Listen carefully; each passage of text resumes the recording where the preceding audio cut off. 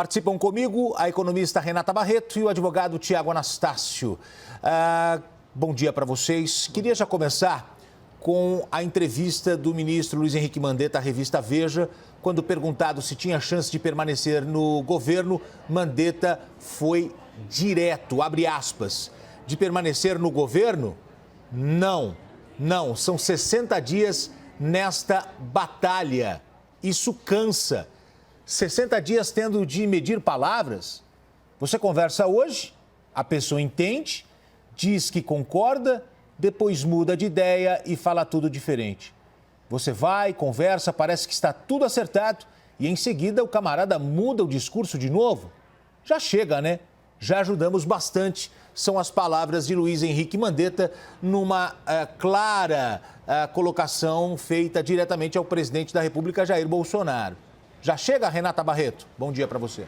Já chega para todo mundo, né? Acho que como eu, como você, como o Tiago, acho que ninguém mais aguenta esse assunto e acho que acho que é apenas questão de tempo, como a gente já vinha falando ontem e nos outros dias, do ministro Mandetta sair pelas reuniões que o presidente Bolsonaro tem tido com outras pessoas cotadas para o cargo do ministro Mandetta. Essa novela tem data para acabar. Eu espero que logo, porque fica nesse diz que não diz, um falando que vai sair, o outro falando que não. Aí tem a polêmica que vocês acabaram de mostrar aí com o Gabardo, que até ontem aqui no backstage eu falava para o Gotino que eu achava que era uma boa iniciativa, de repente, colocar o Gabardo, que já tem uma experiência grande dentro do Ministério, e conseguiria conduzir melhor, talvez, essa transição, mesmo que outros médicos mais alinhados ao presidente Bolsonaro venham compor essa equipe ministerial ou até mesmo o gabinete de crise, né? Então, acho que quanto mais tempo isso demorar, pior.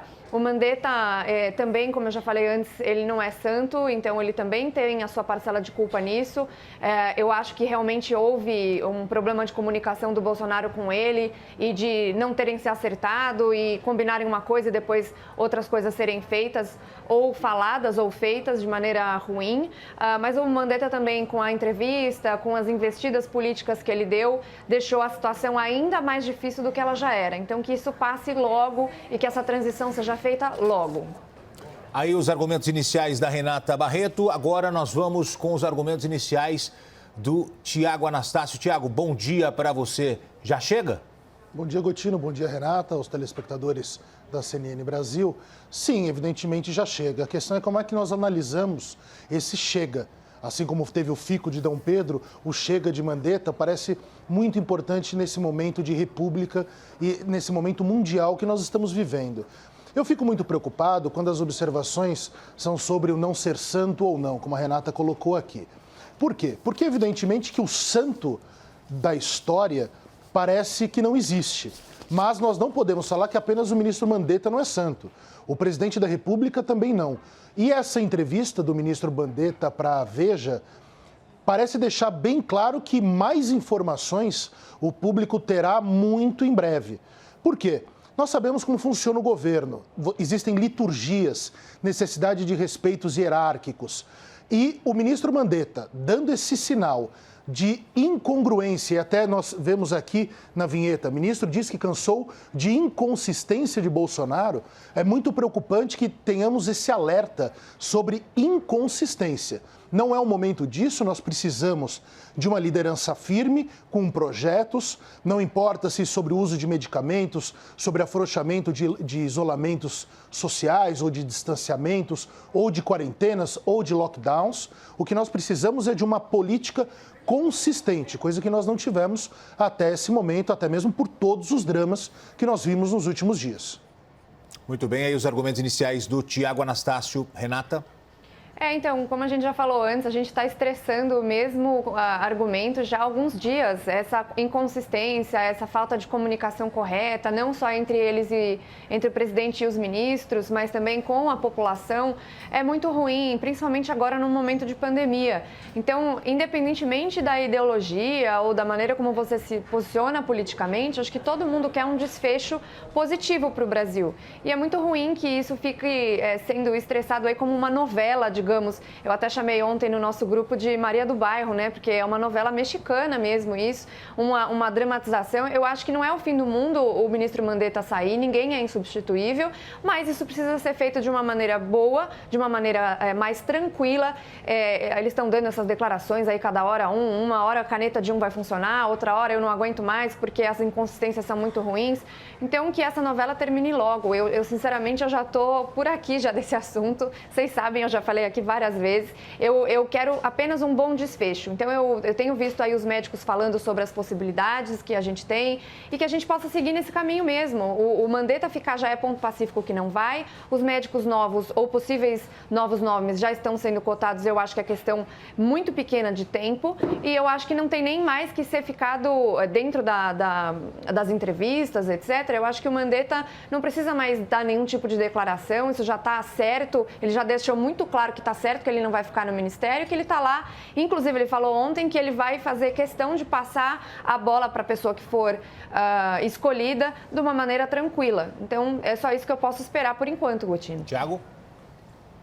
Espero que o ministro Mandetta tenha a atitude de uma pessoa madura, de um político experiente, um médico também experiente, porque, embora ortopedista, ele tem larga experiência no sanitarismo, como inclusive diversas vezes ele disse sobre a atuação dele no Rio de Janeiro, nas comunidades, nos morros cariocas. Então, espero essa atitude do ministro Mandetta, que tanto tem diferenciado da postura da liderança da União, do governo federal. Me parece relevantíssimo que falemos aqui também sobre a importância de sabermos, porque essa é a grande curiosidade que sempre tivemos, sobre as entranhas governamentais. Embora o presidente Jair Bolsonaro tenha em alguns momentos, essa coisa de falar na live, falar de forma mais crua, mais como se fosse uma explosão de sincericismo, como a Renata já colocou aqui, creio que anteontem, é muito importante nós sabermos quais os rumos do país, exatamente por essas gotículas de informação que vão chegando e vão sendo passadas pela imprensa e muito bem passadas aqui pela CNN. É relevante nós sabermos se o governo está de forma retilínea na sua atuação ou se está, como usei o exemplo ontem, com aquele voo do morcego, que não se sabe para onde vai, uma hora diz uma coisa, outra hora diz outra, e é relevantíssimo para a República Brasileira, não é para o período de mandato do presidente da República, que saibamos sobre isso, dentro da ideia de construção da democracia, de fiscalização dela e de republicanismo, coisa que sempre muito nos faltou no Brasil. Tiago, você acha que a chegada de um novo ministro pode mudar a política de isolamento e isso é preocupante ou não? Evidentemente que é preocupante, né, Gotino? E nós sabemos que um dos critérios prováveis, não possíveis, está acima do possível, está no provável, é que o novo ministro da Saúde ou ministra da Saúde tenha uma posição como a do presidente Jair Bolsonaro. A questão é, pode-se existir atuações sobre o afrouxamento? Pode-se, é claro. Mas como que será feito se nós não temos os testes em larga escala, se as informações das últimas 72 horas são sobre o alastramento para o interior do país, o que quebra o argumento sobre municípios que não têm, lá nos rincões do Brasil, que não têm contaminação, porque há a dinâmica do alastramento nesse momento. São Paulo, se a memória não me falha, 28% dos casos já estão no interior. Então a questão não é política. A pessoa não deve seguir o que o presidente da República acha. Ela deve ir esclarecer o presidente. Não é o presidente que deve passar essa orientação técnica, mas a pessoa passar a orientação técnica para que o presidente decida politicamente. Isso Renata, que me parece fundamental. Renata, essa mudança no Ministério não pode representar também uma mudança na forma de lidar com o isolamento? Isso preocupa você ou não? Não, eu não acho que o presidente ou qualquer pessoa ali do governo vá fazer o afrouxamento tão logo o Mandetta sai. Eu acho que não é essa questão, até porque não dependeria do Mandetta. O Mandetta não tem um poder acima do presidente, muito embora ele esteja hoje comandando meio que um poder paralelo ali dentro do Ministério da Saúde. Mas ele não tem mais poder do que o presidente na hora de fazer essa comunicação. Já foi decidido de que a competência desse tipo de coisa é dos estados, então também ele não vai, através de um decreto ou coisa do tipo, tipo, mudar esse afrouxamento. E de novo, eu acho, pelo menos a minha percepção, é de que o presidente, apesar de muito ruim de se comunicar, ele nunca disse que a gente não tinha mais que fazer isolamento nenhum ou distanciamento nenhum. A preocupação dele é em relação à economia, que tem já impactado a vida das pessoas. Então, a gente já viu aí 9 milhões de desempregados, 600 mil empresas fechadas, a renda das pessoas caindo, as pessoas com falta do que comer, de acesso a remédios. Tudo isso é uma preocupação extremamente legítima. A gente já falou disso algumas vezes. E a maneira dele se comunicar em relação a isso foi muito ruim e até contrária ao que o ministro Mandetta tinha falado. E acho que a partir disso que se começou a tensão. Agora, o fato do Mandetta sair não é isso que vai alterar a política de afrouxamento ou a maneira como ele vai comunicar isso para a população de forma geral, né? A gente tem um isolamento bastante grande nas grandes capitais. Aqui em São Paulo, segundo o monitoramento, é de 50% a 55%. Só que a gente tem outras situações em municípios que não tem nenhum caso ou que não tem os leitos ainda não estão muito ocupados. Mas a gente já teve hoje, eu vi o Hospital Emílio Ribas, aqui em São Paulo, já está com 98% da capacidade. Então, a maneira como São Paulo vai se comportar em relação à maneira como uma cidade no interior do Tocantins é completamente diferente. Isso faz muito mais sentido do que algo visto de maneira em âmbito federal. Mas também eu espero que os prefeitos, os governadores tenham também um pouco de bom senso de que o isolamento não pode acontecer de uma maneira muito restritiva durante muito tempo em lugares que isso não está tão sério. E essas soluções inteligentes devem ser discutidas com todo mundo, com as pessoas técnicas, os economistas, as pessoas da saúde, pessoas que estão acostumadas a lidar com esse tipo de estatística. Então, essa solução inteligente e a discussão inteligente tem que vir de todos os lugares. Pergunta para vocês aqui no debate. O presidente Jair Bolsonaro divulgou números no Twitter e pareceu estar feliz com os números. Coloca para mim, Igor, por favor, o tweet do presidente. Olha aí, o presidente fez essa postagem com os dados Covid-19, 14 de abril. Eu não vou entrar no mérito aqui se o Brasil está atrás, se tem outro país na frente nessa luta contra o coronavírus. Eu vou direto aos números. O Brasil com um número bem menor. Se ele está satisfeito com os números, não deveria estar feliz também com o trabalho do ministro da Saúde? Não é um pouco contraditório você expor isso de forma positiva, falando, olha, o Brasil está enfrentando bem o coronavírus, mas ao mesmo tempo vou demitir o meu ministro da Saúde, Tiago? Sem dúvida, Gotino. Isso daí nada mais é do que um pedido de aplausos ao ministro da Saúde e aos governadores. Porque essa é a atuação. Vamos nos lembrar do panorama geral? Houve ontem um debate no Supremo Tribunal Federal que a unanimidade, ou seja, todos os ministros do Supremo, impuseram uma derrota ao governo federal, que queria a imposição de políticas gerais aos governadores. O Supremo Tribunal, como eu tenho avisado desde a semana passada, afirmou: não, as competências são concorrentes, ou seja, os governadores e prefeitos têm maior proximidade e têm a obrigação constitucional de fazer essa análise regional e passar para o governo federal exatamente tudo o que acontece nesses seus espaços. Então nós temos, vejam só, o governo federal ainda atuando contra a situação dos governadores. Depois nós temos uma lei, e não uma, algumas, a que citei ontem, mais 2 decretos legislativos, indo exatamente ao contrário do que colocou a Renata, pelo menos é a minha posição, que a autoridade máxima para decretação de estados de calamidade na verdade não, de distanciamento social, isolamento, quarentena, é do ministro da Saúde. Então não é uma posição técnica, política do presidente da República, mas sem dúvida nenhuma do ministro da Saúde, do Mandetta e do Porvir. Então nós precisamos entender o que o presidente Jair Bolsonaro está fazendo. Ele está colocando como dele uma vitória que é dos seus adversários políticos. Porque essa é a grande realidade. O ministro Mandetta está sendo mandado embora ou sairá do governo, aqui já não importa mais a ordem dos fatores, porque ele é um dos responsáveis não só pelas políticas, mas essencialmente por ter dado liberdade, ter se comunicado com todas as regiões do Brasil. Então, o presidente da República agora louva o trabalho que ele acho, deve ter gostado, mas que politicamente o coloca em risco. E nós sabemos o porquê.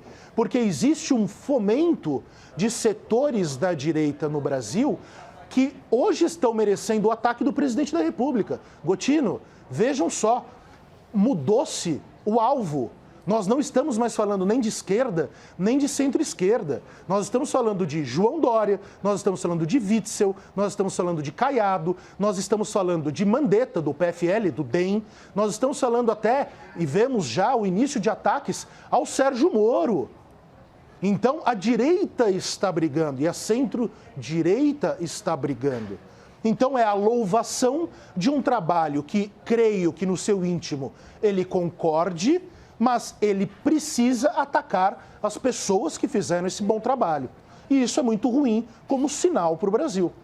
Renata Barreto, a sua visão sobre esta colocação feita neste momento. O presidente Bolsonaro postou um tweet fazendo ali como se estivesse comemorando que os números são baixos no Brasil. Não seria mérito desse trabalho que está sendo feito? Bom, então são duas coisas primeiro que a gente tem que analisar. Primeiro, os números, né? Sou uma pessoa de números, então vamos analisar os números. Quando você coloca lá uma planilha dizendo que você tem mortes por habitante, por milhão de habitantes. Por milhão. Na verdade, é ruim você fazer esse tipo de correlação, porque o Brasil é um país muito populoso. Então, você tem 240 milhões de pessoas aqui contra 46 milhões na Espanha. Então, obviamente que o número por milhão de habitante é maior. 210, Renata. 240, 210? 210. Não, tá, ok. Coloquei 30 milhões a mais, então somos menos. Vai aumentar o número, cuidado. Mas, enfim, é uma medida muito ruim. Aí eu fui dar uma olhada no tweet ontem e as respostas que o presidente Jair Bolsonaro teve desse tweet e as pessoas falando sobre a quantidade de testes. Mas a quantidade de testes, que realmente é muito baixa ainda no Brasil, ela não reflete ela reflete muito pouco o número de infectados, mas reflete até que relativamente bem o número de mortos, porque os mortos, depois que eles são lá subnotificados, né? Subnotificados como, por exemplo, pneumonia aguda ou como qualquer coisa. Depois eles vão ser testados, essa informação pode até chegar um pouquinho mais tarde, mas ela chega, diferentemente do teste que é feito com as pessoas vivas, que vão no posto de saúde. Exato. Então, ele só colocou essa informação, né? Ele não fez nada, ele não falou nada, o que dá a entender que ele está comemorando esse número baixo, mas esse número baixo ele nem representa nada na realidade. Você viu, Renata? Não é nenhuma parte, estabelecendo um diálogo. Essa pesquisa que foi feita ontem, parece que a primeira grande pesquisa originada do Rio Grande do Sul, que o número de infectados seria 7 vezes maior, que nós deveríamos multiplicar por 7. Até nos Estados Unidos também já tem aumentado o número de pessoas lá infectadas. As subnotificações acontecem em todos os lugares do mundo, né? Então, por isso até que aquela proposta antiga que o ministro Paulo Guedes falou a respeito de testes em massa para o passaporte da imunidade faz sentido, só que a gente precisa dos testes. Então, eu acho que esse é o primeiro ponto a gente discutir. Agora, em relação a ele comemorar o trabalho do Mandetta ou não, eu acho que o ministro Mandetta conseguiu levar bem a situação até determinado momento. E aí, quando começou a ter as tensões com o presidente, ontem eu até fiz um questionamento que eu não sei se é pertinente ou não, porque eu não sei, eu não estava lá dentro, mas a gente sabe que os estudos que foram conduzidos aí pelo médico Paulo Zanotto, que é um dos cotados, né, para o Ministério, ele falou que foi divulgado com o Ministério da Saúde. O Ministério da Saúde não respondeu. Então, eu acho que a partir daí, se isso realmente for correto, começou a haver as tensões, sem contar a falta de bom senso do presidente de fazer uma coisa igual a que ele falava.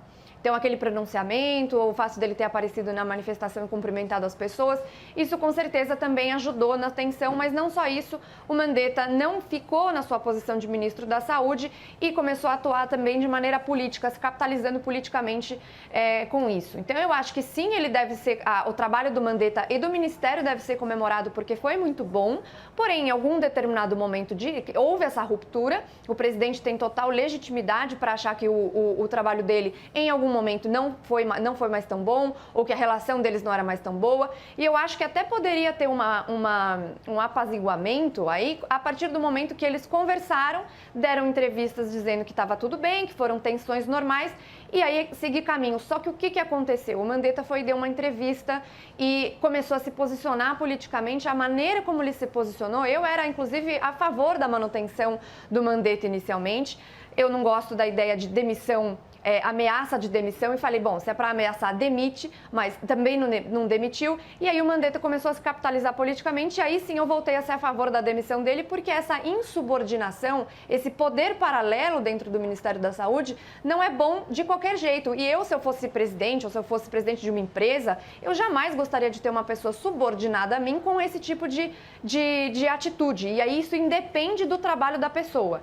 Então, são os 3 pontos que eu queria colocar aqui. Então, o trabalho, ele foi bom até determinado momento, acho que ainda está sendo bom, porém, talvez ele possa ficar ainda melhor. Tiago, o que você não concorda que você balançou a cabeça uma hora? Esse é um grande ponto. A gente precisa fazer análise da dinâmica, não da fotografia. Vamos lá. O ministro Mandetta é um político, é um médico, teve viés sanitarista sim, não é apenas um ortopedista, como ouvi algumas pessoas falando e falando de forma equivocadíssima. Mas qual é a questão? Nós estamos falando de uma pessoa. Essa pessoa está sendo ameaçada em público. Essa pessoa está com a corda no pescoço e a legislação aprovada por quem o ataca dava a ele o poder de decisão. Vamos deixar isso bem claro? Então ele estava sendo ameaçado, Mas o poder de decisão, só uma pergunta, Tiago, o poder de decisão nunca se sobrepõe ao do presidente, né? Se pressupõe, sem dúvida nenhuma. Sobre as questões sanitárias, é a legislação que o presidente aprovou, Renata. Então, mas aí ele fala sobre... Isolamento, quarentena, tipo de isolamento, mas aí tempo. Que tá, se ele resolver mudar de opinião, ou ele quiser fazer um questionamento ele vai ter que mudar, o ministro da Saúde. O ministro da Saúde, ele pode fazer o quê? Ele pode ter uma melhor comunicação, e nós sabemos que o problema de comunicação não é do ministro da Saúde, mas do presidente da República, mas a decisão, segundo a legislação aprovada pelo Jair Bolsonaro, é do ministro da Saúde para as questões técnicas. Ele decide, porque tem a relação dos entes federativos. O ministro da Saúde não está falando com os governadores, ele está falando com os secretários de saúde. Existe o quê? Existe a necessidade de compilação, de diálogo, de conversa, de análise geral. Não é a ideia, o presidente da República... Convenhamos, o presidente da República quer fazer alguma coisa, porque ele está compromissado, ele não volta atrás das suas posições, e ele se compromissou com grandes erros que ele lançou a público lá atrás. Então, nós temos essa seguinte situação. A legislação dá este poder ao ministro da Saúde. É que deveria haver harmonia entre o ministro da Saúde e o presidente da República. Tiago, mas você acha que o presidente perde capital político se ele mudar de opinião, se ele voltar atrás, como outros líderes fizeram? Todos eles só ganharam. Em Milão, veja o prefeito de Milão que cometeu aquele equívoco terrível, veio e se tornou uma figura simpática, solidária. Então é mais uma questão de convicção do que política? Do presidente? Sem dúvida nenhuma. Mas da onde nasce a convicção, Gotino? Esse é o drama. Nasce a convicção cega, a convicção do Twitter, onde não se ataca nada, onde não tem diálogo, onde se fala a partir da corrente minoritária da ciência, ou da convicção da conversa, do diálogo. Vejam que o ministro Mandetta mesmo disse. Uma hora o presidente ouvia e concordava, por trás vinha, agia diferente, conversava-se de novo e agia-se novamente. Nós vimos a conversa oficial, o diálogo oficial era um. Depois negava-se no mesmo dia ou 24 horas depois. Nós temos um problema aí de governança, que não é do ministro Mandetta. Não é do ministro Mandetta. Mas aí, então... Renata, encontrar uma pessoa com um pensamento mais alinhado não facilita a vida do presidente nessa caminhada agora? Mas, Gotino, posso só um detalhe? Por favor. Um pensamento alinhado não significa submissão. O presidente ontem, pelo menos foi bastante veiculado, ele procurava alguém que fosse anti-aborto, que é absolutamente pauta dos conservadores, não há problema que haja esse alinhamento, que seja uma pessoa do seu alinhamento quanto à questão econômica e também de isolamentos. Então, é uma via de duas mãos. Aí, vamos deixar isso bem claro. O presidente estabeleceu critérios. Agora, é muito difícil que um médico vá aplaudir a quebra do isolamento como nós temos hoje, sem os testes. Mas de novo, né? Não, sem a em nenhum testificação momento maciça. foi no meu entendimento, na minha percepção, não houve, de novo, uma volta ou uma vontade ou uma amostragem de que o presidente quisesse esse afrouxamento do isolamento de maneira rápida, abrupta, para amanhã. Eu acho que ele falou isso, Renata? Para amanhã? Para amanhã não, mas qual era o sinal que ele dava à população? O povo precisa trabalhar. Ia para uma pessoa que tem necessidade, um comerciante de rua, e falava, o senhor tem que estar trabalhando. Poxa. Então, mas aí que tá. A questão é o sinal. Mas aí que tá. De novo, eu acho que o problema dele de comunicação é muito grande, a gente já falou isso várias vezes, porém, ele falar de uma pessoa específica e falar de como as pessoas se sentem, porque eu vejo isso acontecer todos os dias nas ruas. Não, nós as pessoas assim estão também. se sentindo... Claro. Então, mas a gente, por exemplo, até é engraçado esse exemplo. A gente está trabalhando e a gente está aqui todos os dias tomando algumas medidas de proteção, o pessoal está todo de máscara, de luvas, de álcool gel pra caramba, lavando as mãos o tempo todo, mas nós estamos aqui trabalhando. E aí a gente vem a público e fala para as pessoas ficarem em casa, e as pessoas estão hoje, e isso é uma coisa que vai acontecer independentemente do presidente falar ou não, a pessoa não vai ficar em casa esperando cair alguma coisa do céu enquanto ela está passando fome. Renata, sem dúvida, então, eu sem dúvida. entendo muito a preocupação do presidente com essas pessoas, e até eu fico bem surpresa com as pessoas que logo depois que ele fez aquele pronunciamento falando que as pessoas tinham que trabalhar, etc., que eu concordo que foi com mau tom, ele poderia ter falado até as mesmas coisas de jeitos diferentes. A preocupação é legítima. Agora, como que se vai fazer isso? Em nenhum momento ele falou que ele não vai utilizar dados científicos, que ele não vai falar com os médicos. Mas, Renato, ele falou que iria fazer um decreto. Não, ele falou, vou fazer um decreto. Ele falou de decreto, depois voltou atrás, então, ainda bem. Da mesma maneira...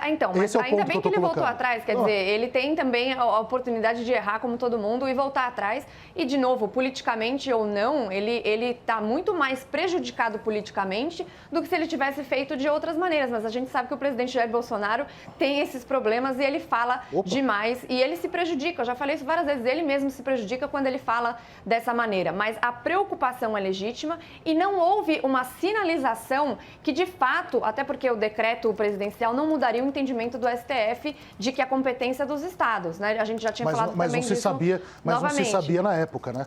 A posição foi agora, que foi da semana passada, e houve o referendo do plenário virtual ontem. O presidente falou do decreto há 3 semanas atrás. Mas o que o STF julgou? O referendo em questão daquilo que falávamos nos últimos dias sobre a questão da competência concorrente. O referendo, só para explicar, que é uma questão técnica da corte, do regimento interno, um ministro dá uma liminar. Mas em algumas matérias, principalmente com grande urgência, o ministro dá a liminar para que se paralise e em pouquíssimo tempo ele leva essa liminar e diz mais ou menos assim, ou vocês outros 10, vocês concordam com essa liminar?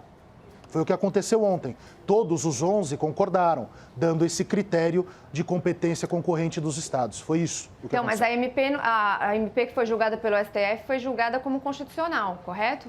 Mas ainda em caráter liminar. Não há uma decisão de mérito.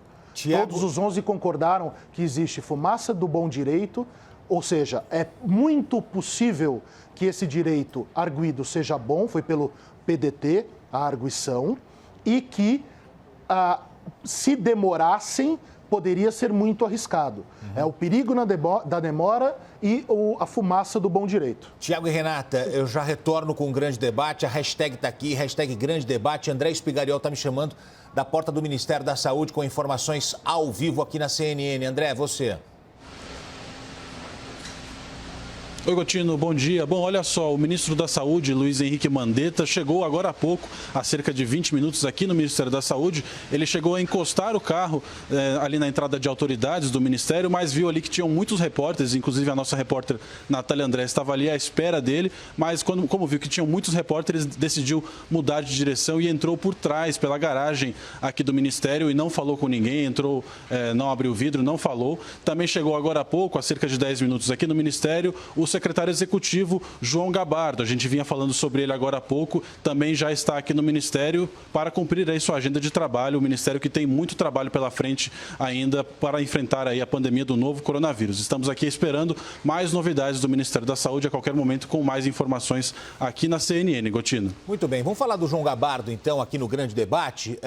Renata e Tiago, João Gabardo, até ontem, ele era ministeriável, ele era um dos cotados para assumir o Ministério da Saúde. A própria Renata falou sobre isso ontem aqui. Só que no final da tarde, na entrevista coletiva no gabinete de crise, João Gabardo deu uma declaração fortíssima. O Igor Peixoto vai colocar essa declaração do João Gabardo para a gente ouvir e vocês vão debater. E eu tenho um compromisso com o ministro Mandetta. Ele me convidou, o dia que ele sair, eu saio junto com ele. Eu não vou jogar... Eu entrei no Ministério da Saúde muito jovem. Eu entrei no Ministério da Saúde em 1981. O ano que vem, eu completo 40 anos de Ministério da Saúde. E eu não vou jogar no lixo esse meu patrimônio. Basília Rodrigues trouxe uma nova informação sobre o João Gabardo. Basília.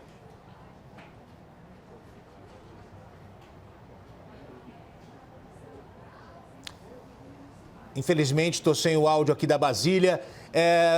Renata e Tiago, permanecer no Ministério da Saúde seria jogar 40 anos no lixo? Ele faz essa declaração, né?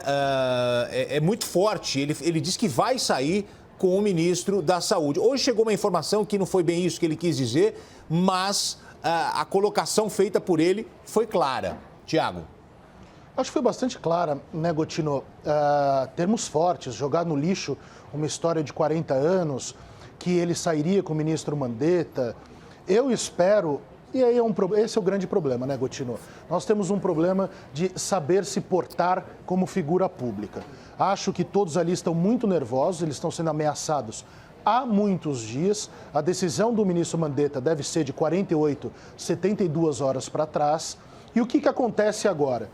Nós estamos percebendo palavras fortíssimas, não vou jogar no lixo, porque o jogar no lixo pode sugerir, não sei se é isso, espero que não seja, que haveria uma possível redução da qualidade ou mesmo da absorção de informações sobre o Ministério da Saúde nessa próxima gestão. Então é muito ruim.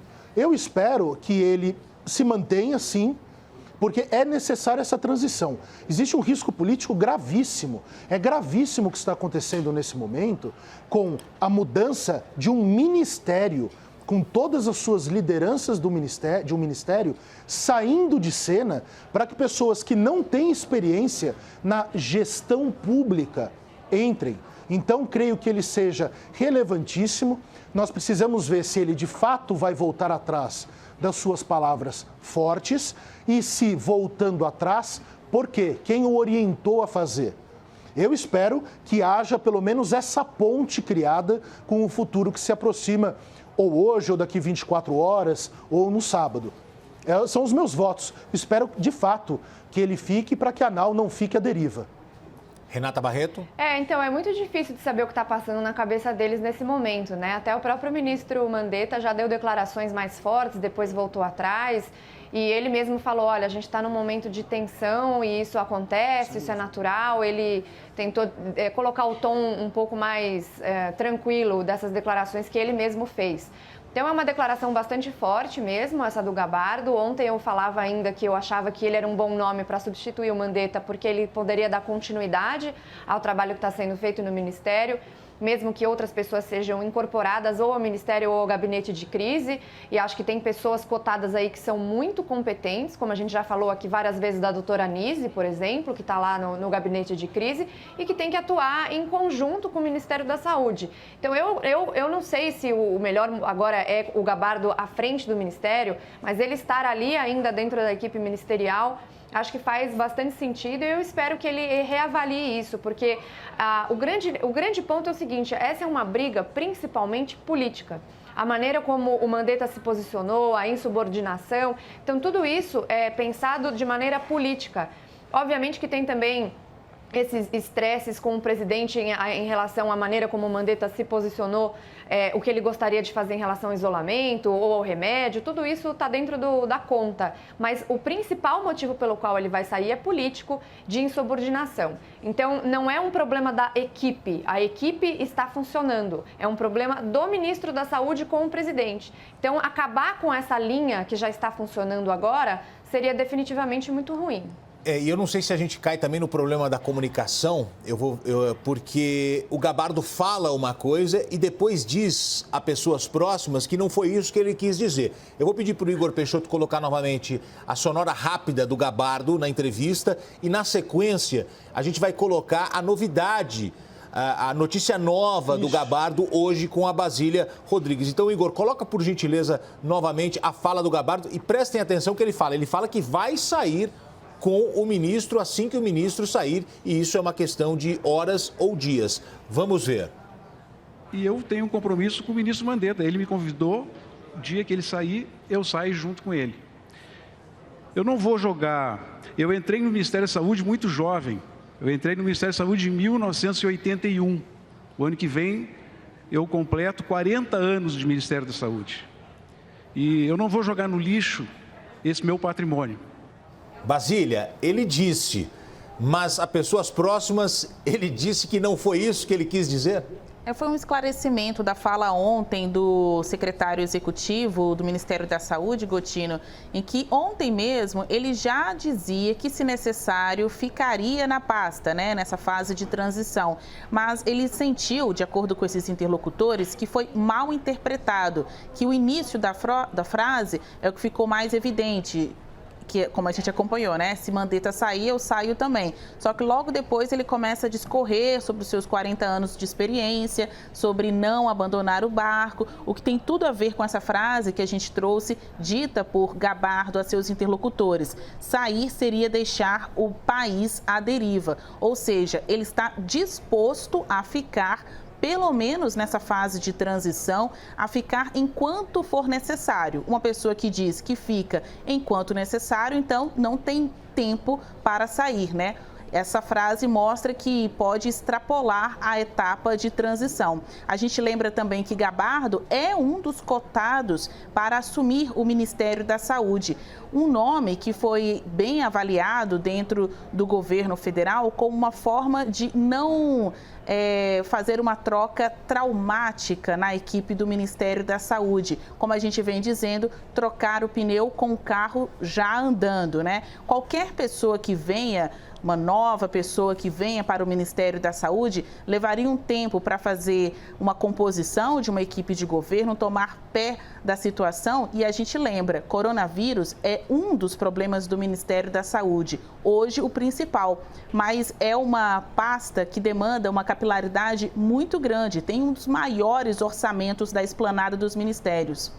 Por isso, a missão não é fácil. Quem está lá com o Henrique Mandetta diz que está disposto a ficar para atuar, pelo menos, durante essa fase de transição.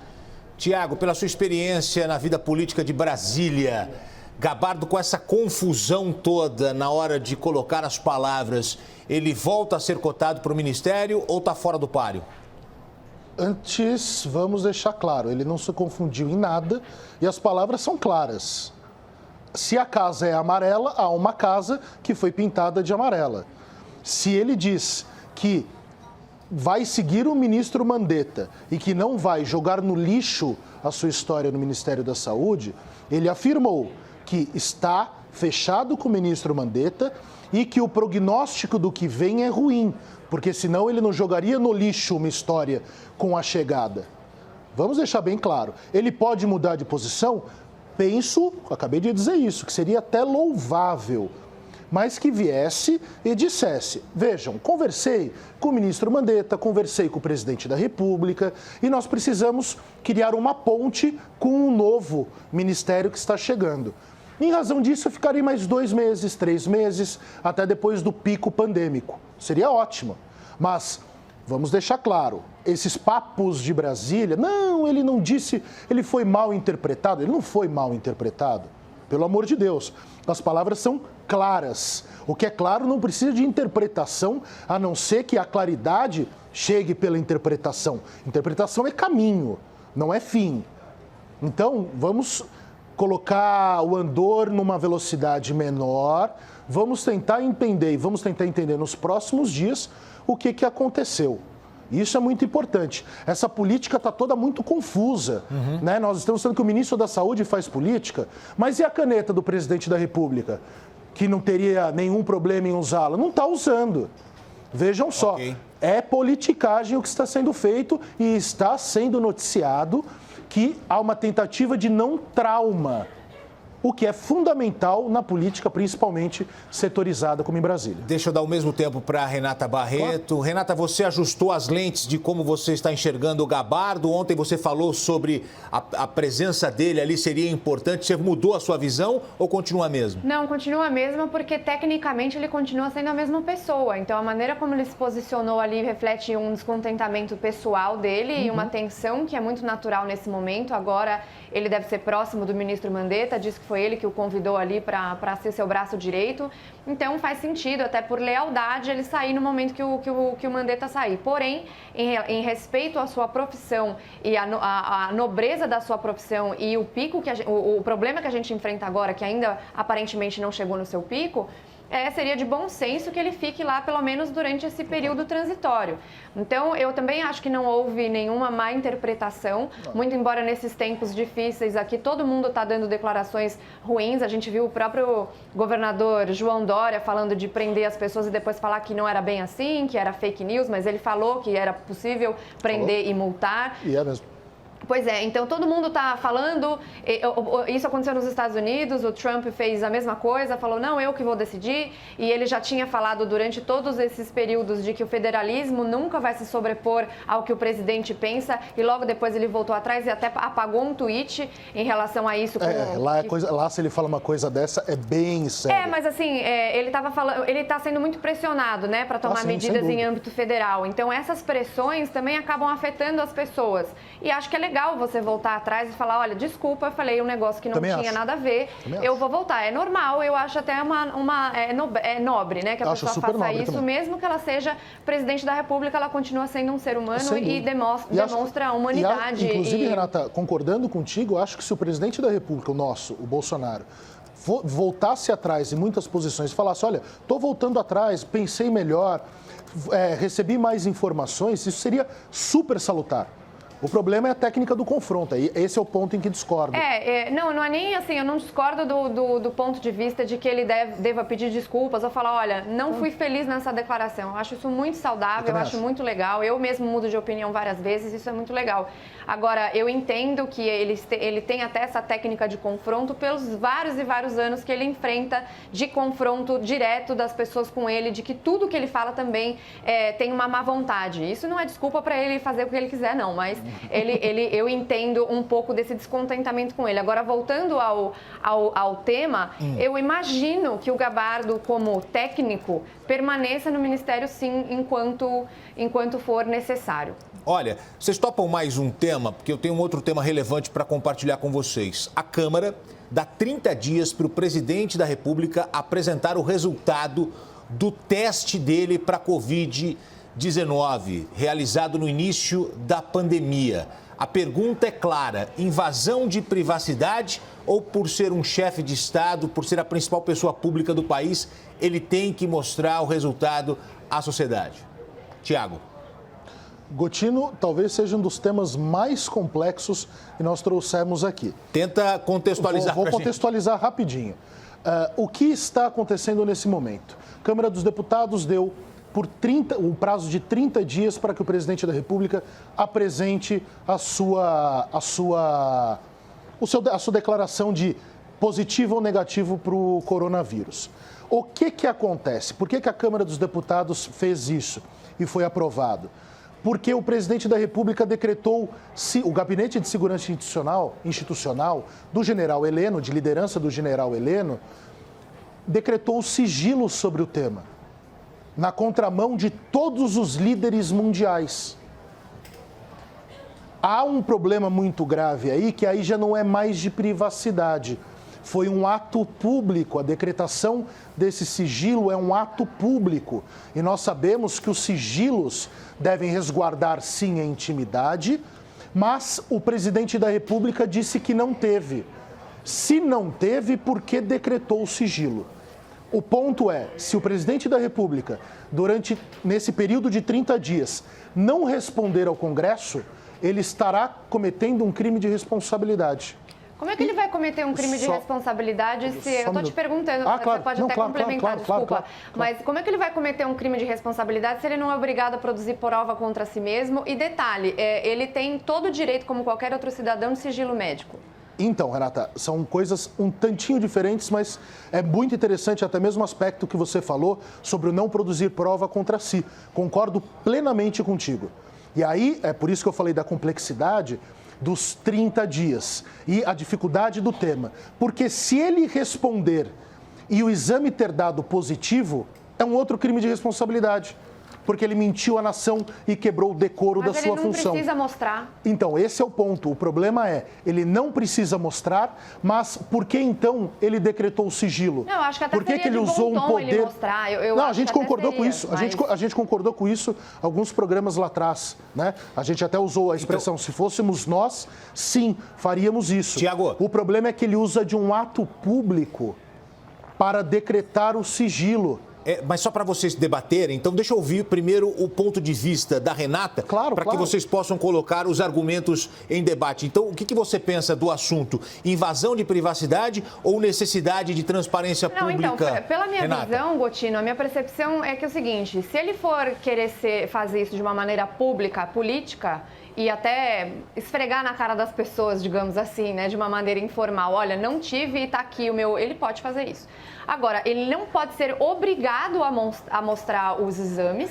Aí a gente pode discutir se isso é de bom tom ou não, ou o que vai levantar de suspeitas a respeito dele ter tido ou não a doença, mas juridicamente falando, me parece que ele não é obrigado a mostrar esse exame, ele não pode fazer prova contra si mesmo, isso não teria aí um crime de responsabilidade, dado que ele não pode, ele não precisa quebrar o seu sigilo médico. E aí até fica um exemplo do Dr. Davi Wippe, que quando questionado por jornalistas, falou sobre o uso da hidroxicloroquina, né? Eles foram perguntados, ele e o Dr. Calil, né? Se tinham sido usados. E eles falaram, olha, isso aqui é sigilo médico, eu não sou obrigado a compartilhar. E a gente até falou, poxa, mas se você utilizou, por que não falar? Esse por que não é estritamente pessoal. Ele pode falar porque é legal, porque é bacana, porque ele é médico, etc. Mas ele não é obrigado a mostrar nada. Então, Renata, o problema é muito difícil colocar isso, Gotino, eu vou tentar condensar e ser bem claro.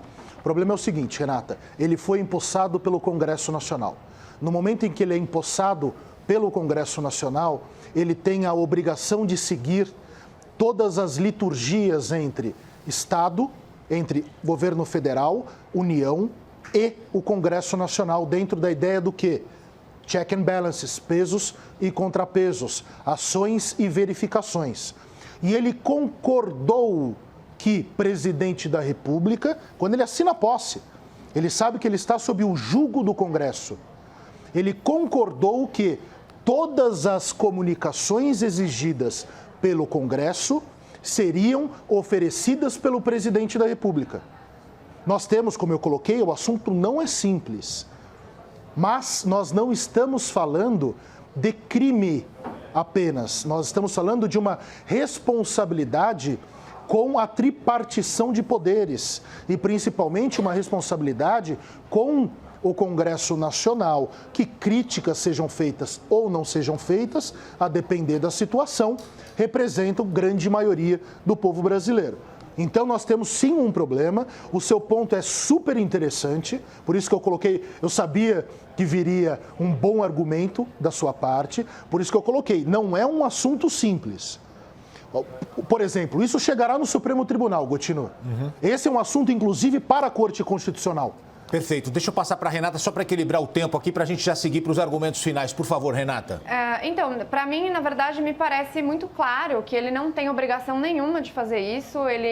Não é o Congresso que determina o que ele deve fazer ou não, porque ele tem que seguir a Constituição. Mas é o Congresso. E acima da Constituição, e que diz que existe sigilo médico de qualquer cidadão, senão a gente também poderia Renata, o problema é a decretação, a entrada jurídica foi a decretação do sigilo oficial. Isso não sobrepõe a Constituição. Então, sem dúvida, não faz sentido nenhum para mim a gente ficar discutindo se ele deve ou não deve. Ele poderia mostrar, obviamente, mas o Congresso não tem poder nenhum para pedir que Renata, ele mostre isso. Renata, esse é o ponto, tem pela lei. Eu tenho certeza que não tem. É a lei, Renata.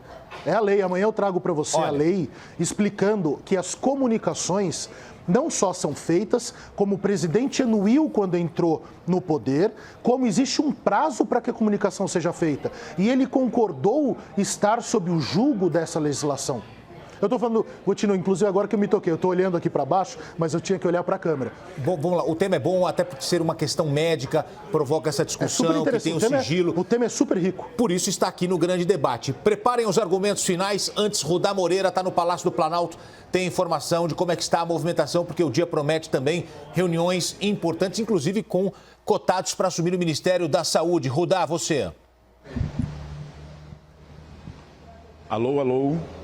Perdemos o contato com o Rudá, não tem problema. Vamos para o André Espigariol, que está num outro ponto de Brasília, também para atualizar o noticiário para a gente. André Espigariol, as suas informações.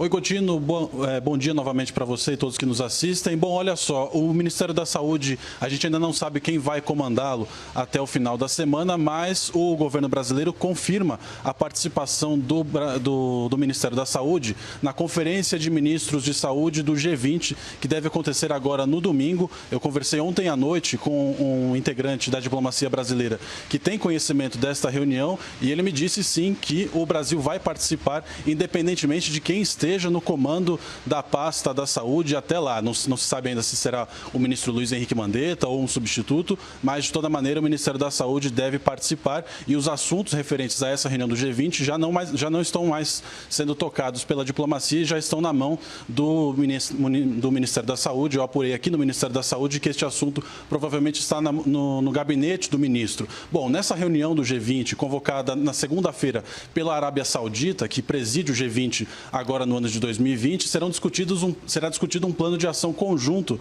do bloco que reúne as 19 maiores economias do mundo, mais a União Europeia, para enfrentamento do coronavírus no âmbito da saúde. O G20 vem realizando diversas reuniões ministeriais sobre o coronavírus. Já houve uma reunião de ministros de economia, já houve reunião de presidente de Banco Central, ministros de energia e agora chegou a vez da reunião dos ministros de saúde e a expectativa é que ao final dessa reunião, que deve acontecer na manhã de domingo, os ministros de saúde dessas 20 maiores economias cheguem a um consenso ali de medidas de enfrentamento ao coronavírus em âmbito global.